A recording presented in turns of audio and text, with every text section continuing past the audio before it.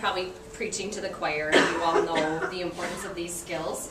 But I was reading this study that was done, and I thought that this was really important information for, I think, just anybody to know, especially those of us who are raising kids. It was a longitudinal study, and they looked at kindergarten students in 1991, and they had teachers rate the students on various skills. And what they found was the most important skill that kids had in kindergarten for outcomes such as completing a college degree or being employed in a job that they really enjoyed, the most important outcome was actually those early social emotional skills. So the ability to understand their feelings, to regulate those feelings, to share with others, and to show those early empathy skills were found to be really important. So I think that this is really a positive thing, because it just says that we can teach kids these skills and they can have them later in life. So that's why I'm here. A lot of times as staff we talk about our why we do what we do, and I find myself going back to my why all the time. But one of the biggest reasons I'm here is because I wanted to reach a large population of kids and teach them these skills and teach them how to be better communicators, so that when they grow up they can be awesome humans. And I think Meadowbrook, you are all doing a great job. These kids are, every day I'm inspired by these kids. They do such kind things and are so wonderful. It's just sweet to see them. So I reach all kids. I teach what we call guidance class every other week in each classroom, so kindergarten through 6th grade. So by the time kids get to 6th grade, they know me really well. They've had me since kindergarten. They know kind of the things that I'm going to teach them about.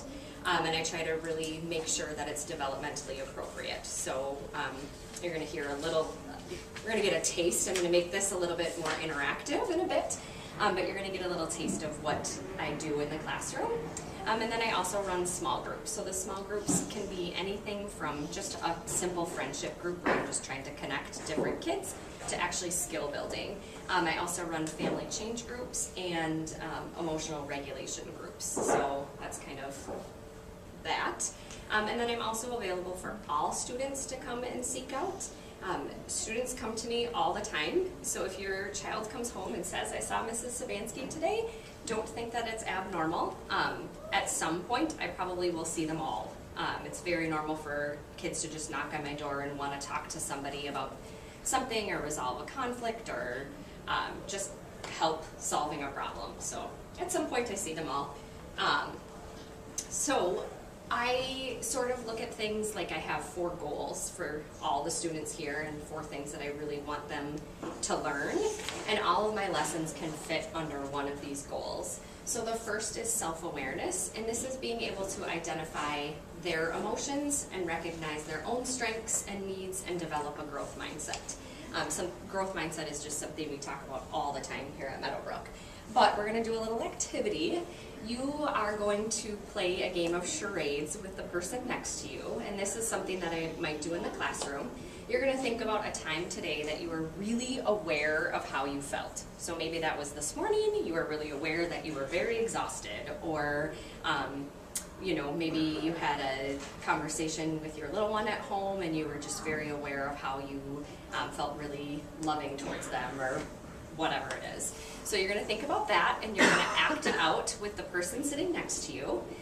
We're going to go, if you want to go further, if you want the enrichment part of this too, you can act out why you felt that way. So if it was that you felt exhausted, you can maybe act out part of your day was really particularly exhausting, and then your partner's going to guess why you felt that way.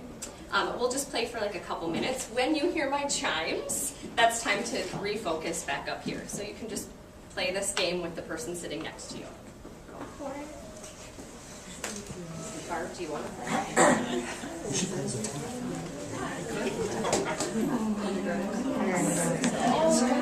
Did he make dinner for you? All our feelings, right? Because we all at some point feel angry, we all at some point feel sad.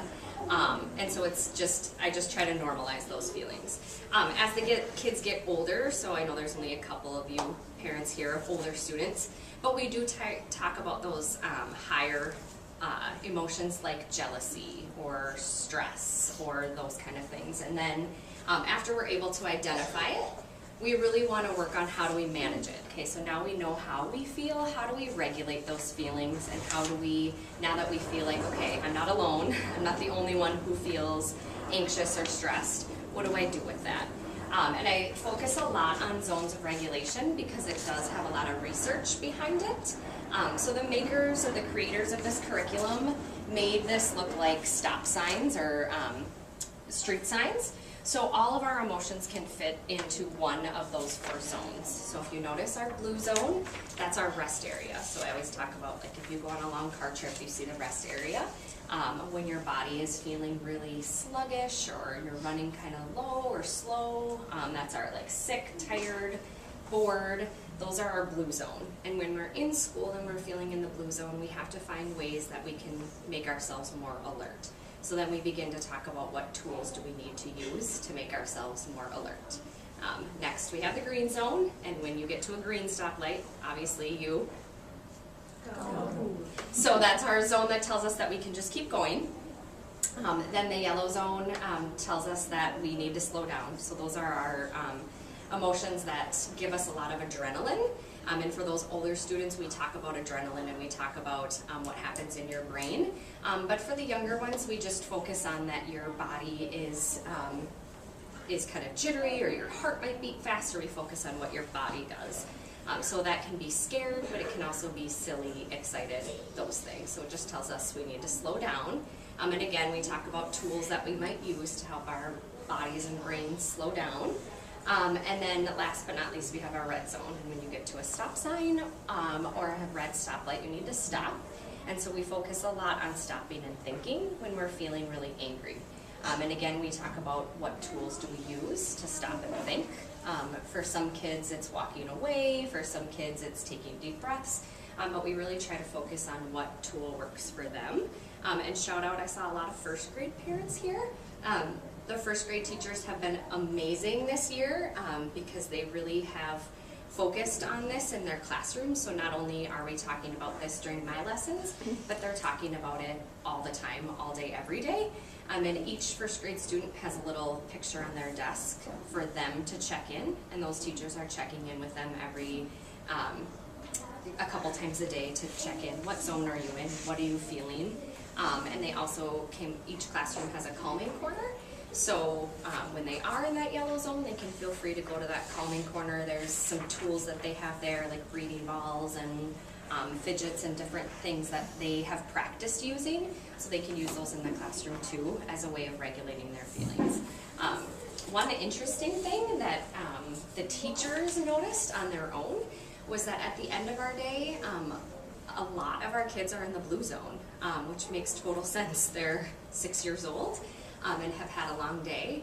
And so the teachers have kind of modified the way that they teach to help those kids in that blue zone. So if that means that, you know what, if a quarter of my class is in the blue zone and we need to stop teaching and just play for 5 minutes so that they can become more alert, then I'm gonna do that because I know where the kids are at. So it just kind of became the teacher's way of checking in and also the kids' way of checking in with themselves. So love those first grade teachers. They're doing an awesome job with it. And then we just keep they keep coming back to me and we keep strategizing on what to do. So I fully recognize that different tools work for different people, so I'm going to have you turn and talk with that same person that you were talking to before, and think about the emotion that you acted out.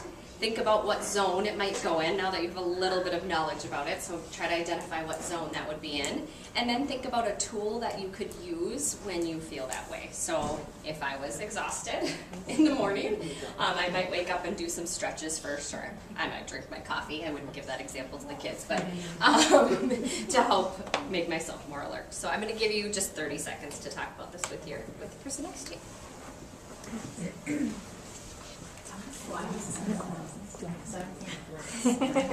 Yeah, and then I always try to check in with the kids too. I say my #1 social skill for you to learn is to listen and make eye contact. So I always check in, and I check in to see who is listening to their partner.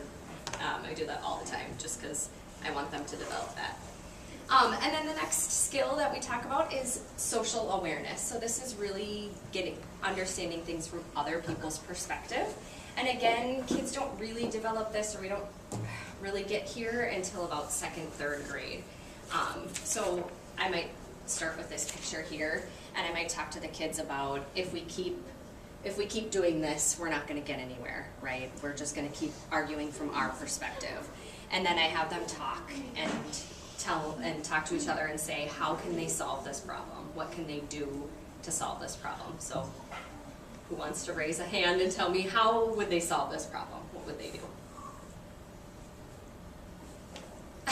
Walk over to the other person's side. Perfect. Okay, so they might switch sides, right? Or they might walk together to one side and then the other. But if we keep arguing only our point, we're never going to get anywhere.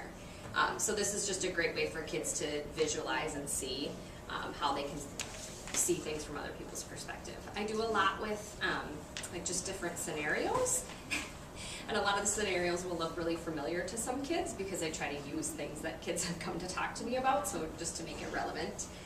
But we might give kids like just different color paper, and they have their own perspective on their paper, and they have to come to a conclusion with the person with the opposite color. So.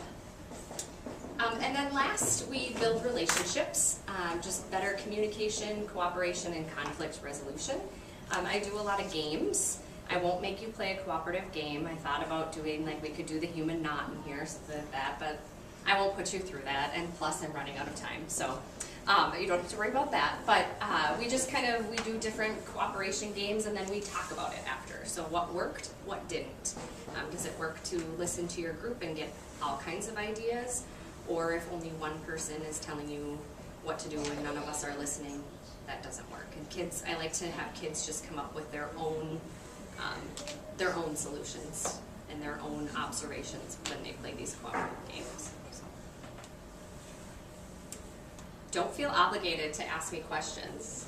You know. I'm so sorry, we don't even have time for questions, which is terrible. But oh, that is so awful.